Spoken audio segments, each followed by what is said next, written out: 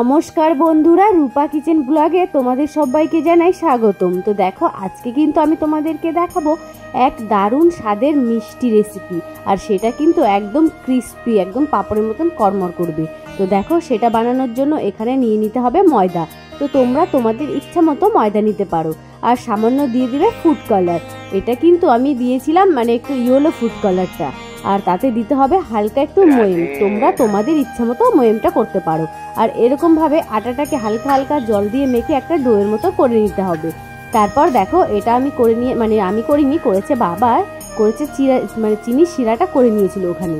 আর দেখো, এখানে ওই ডোটাকে এরকম লম্বা শেপে আকার দিয়ে দিয়েছি।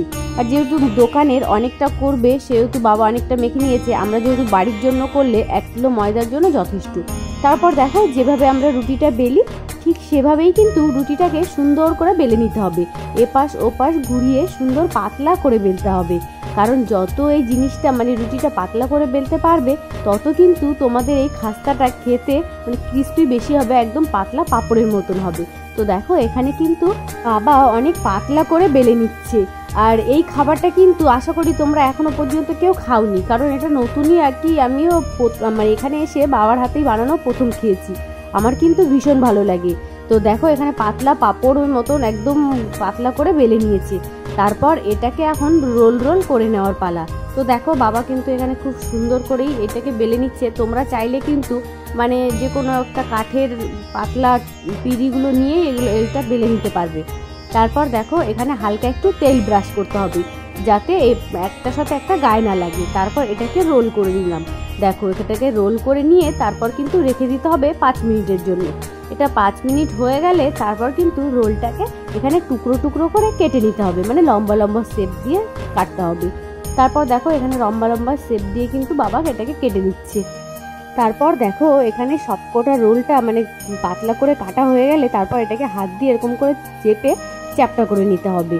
তো এখানে অনেকগুলো রোলস বাবা বানিয়ে নিয়েছিল, আর সেটাকে টুকরো পিস পিস করে নিয়েছে। সেগুলো এইভাবে হাত দিয়ে একটু চাপ দিলেই কিন্তু একদম চ্যাপটা টাইপের দেখতে হয়ে যাবে, আকার ধারণ করবে আর কি, চ্যাপটা আকারের। তারপর দেখো, এটাকে এবার বেলে নেওয়ার পালা। তারপর এটাকে এইভাবে একটু চেপে চেপে বেলে নিতে হবে। বেলে বেলে এইভাবে রেখে দেওয়া হচ্ছে। দেখো এবার কেমন করে তেলে যাবে এগুলো।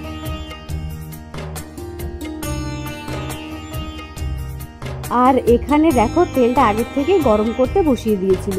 আর এগুলো তেলে ছাড়ার পর একজন আর একজনের সাথে কে কার আগে তেল থেকে হাবুডুবু করে উঠবে, টকবক টকবক করে তেলটা ফুটছিল। আর ওরা মনে হচ্ছে নিচ থেকে ডুব দিয়ে দিয়ে উপরে উঠছে, এরকমই একটা অবস্থা হচ্ছিল।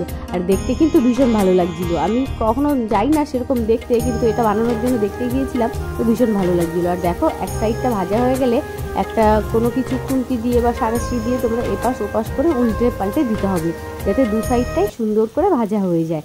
তারপর দেখো, এখানে যখন আমাদের লাল লাল করে ভাজা হয়ে যাবে, তখন যে চিনির শিরাটা দেখিয়েছিলাম করে রেখেছিল, সেই চিনির শিরার মধ্যে এগুলোকে ডুবু করে নিতে হবে, ডুবিয়ে দিতে হবে। দেখো, চিনির শিরার মধ্যে ডুবানো হয়ে গেলে তারপর কিন্তু একটা একটা করে উঠিয়ে সেই চিনির শিরাটার মধ্যে থেকে উঠানোর পর একটু ঝরাতে দিতে হবে, যাতে চিনির শিরাটা ঝরে যায়। আর দেখো, এটা কিন্তু খাওয়ার পর তোমরা কিন্তু আর কোনোদিনও ভুলতে পারবে না যে এরকম মিষ্টি স্বাদের পাঁপড় হয় নাকি। এটার কিন্তু খাস্তা বলে, কিন্তু আমি এটার নাম দিয়েছি মিষ্টি পাঁপড়, কারণ আমাকে এটা কিন্তু খুব পাঁপড়ের মতনই লাগে, আর খেতে কিন্তু মিষ্টি মিষ্টি লাগে, তো খুব ভালো লাগে। তো দেখো, বাবা এখানে সাজিয়ে রেখেছে। আর এই খাস্তা রেসিপিটা তোমরা কিন্তু একবার বাড়িতে বানিয়ে নিশ্চয়ই ট্রাই করে খেও, কারণ একবার খেলে কিন্তু এটা মুখে লাগার মতন। তো দেখো, এখনকার মতো এই পর্যন্ত। ভিডিওটা যদি তোমাদের ভালো লেগে থাকে তাহলে লাইক কমেন্ট করতে কিন্তু একদমই ভুলো না, আর সাবস্ক্রাইব করে পাশে থেকো, আর বেল আইকনটা কিন্তু বাজিয়ে দিও, কারণ নতুন নতুন ভিডিও এরকম করে তোমাদের পাওয়ার জন্য।